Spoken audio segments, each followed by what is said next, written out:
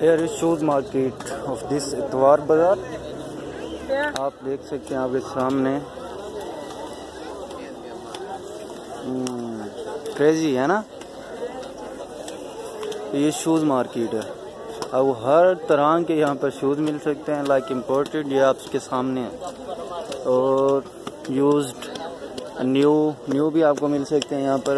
वो सामने भाई ने रखे हुए हैं, बिल्कुल सामने वो न्यू शूज़ हैं। ये भी न्यू शूज़ हैं चाइना के। ये आई थिंक इम्पोर्टेड हैं, यूज्ड जो होती हैं।